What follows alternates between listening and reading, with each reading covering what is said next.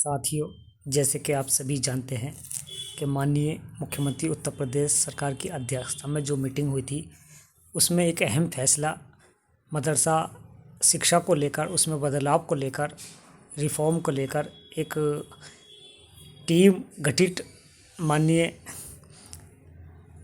अल्पसंख्यक निदेशक महोदय की अध्यक्षता में टीम गठित की गई थी और उसको अंतिम प्रारूप तैयार कर 1 माह के अंदर समस्त जानकारी, समस्त रिपोर्ट माननीय मुख्यमंत्री को सौंपने को कहा गया था।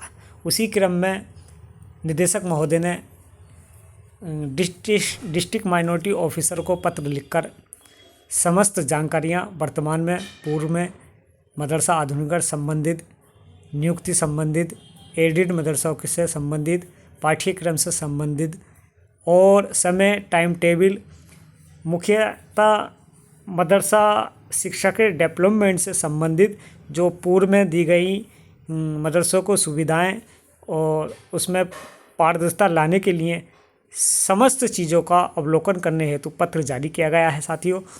और ये अपने आप में बहुत बड़ी अच्छी बात है कि माननीय निदेशक महोदय की अध्यक्षता में जो टीम गठित हुई थी, उन्होंने इस पर कार्य करना शुरू कर दिया। जैसे कि मैं लगातार बताता आ रहा हूँ कि सरकार इस पर कार्य करने के लिए हमेशा तत्पर रही थी।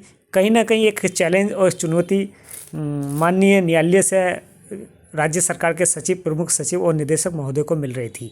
साथियों, जब केंद्र सरकार से चलने वाली मदरसा आधुनिकीकरण योजना थी, जो मानदेय पर डिपेंड थी कि जब राज्य सरकार यूटिलाइजेशन भेजेगी तो केंद्र सरकार पर बजट होगा तो वो बजट मुहैया राज्य सरकार को दे।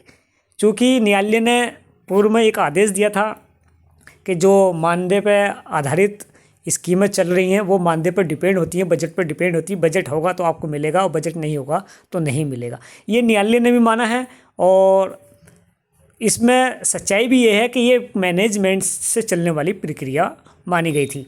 साथियों, इसमें पूर्व केंद्रीय अल्पसंख्यक मंत्री भारत सरकार से एक आख्या लगी गई थी, जिसमें ये कहा गया था कि मदरसा आधुनिकीकरण जो योजना है वो एक मैनेजमेंट से चलने वाली, स्वयं से चलने वाली एक प्रक्रिया है जो एक मैनेजर नियुक्ति करता है। और ये हकीकत रियलिटी है साथियों।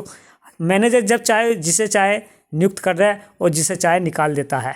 ये इसमें कोई दो राय नहीं है, ये हकीकत है और सच्चाई है। ये आप मदरसा टीचर अच्छी तरह से जानते हैं कि मैनेजर के हाथ में ही ये सब कुछ था। लेकिन मैनेजर के राइट्स को कम करने के लिए जो समिति इस वक्त गठित की गई और हमारे तमाम लोगों ने और हमने पूर्व में मुख्यमंत्री को और माननीय दानिश आज़ाद अंसारी साहब को, निदेशक महोदय को मैनेजर के राइट्स करने की जो बात कही गई थी, वो कहीं ना कहीं आने वाले वक्त में इसका पूरा सीधा लाभ मिलेगा। साथियों, जो समिति इस वक्त मौजूद है वो पूरी तरह से पूरा आकलन कर रही है, पूरी तरह से जो फीडबैक है पिछला वर्तमान का वो देख रही है कि मैनेजर किस तरह से शोषण टीचर्स का करते थे। तो आप लोगों से भी गुजारिश है टीचर साथियों से कि आप ज़्यादा भ्रमित ना हो, एक्साइटेड ना हो कि और अभी समय का इंतज़ार करें। टीम ने अपना कार्य शुरू कर दिया है और जो लोग मात्र 1.5 या 2% न्यायालय के नाम पर न्यायालय का दरवाज़ा खटखड़ाया था और आज वो वर्तमान स्थिति उनकी पेंडिंग में है, लंबित में है, उसका कोई निस्तारण करने वाला नहीं है। क्योंकि जिस पैरोकार ने आपसे पैसे लिया था वो घर बैठ गया है साथियों, और वो उलझाना चाहता है पूरी योजना को। वो जानता है कि मदरसा आधुनिकीकरण दोबारा शुरू हो जाएगी तो उसकी दुकानदारी बंद हो जाएगी, और उसने तमाम मदरसा टीचर को झूठ बोला कि 10 से 11 लाख रुपए आएंगे, 31 मार्च से पहले मिल जाएंगे, 21 अप्रैल को मिल जाएंगे। ये वादा और दावा सब झूठे साबित हो। आज वर्तमान में न्यायालय में ये स्थिति है साथियों कि मुकदमे अनलिस्टेड हो चुके हैं। कोड ऑफ कंडक्ट करके राज्य सरकार को विशेष पार्टी बनाकर बार बार नोटिस भिजवाकर कहीं ना कहीं राज्य सरकार भी विवश हुई है।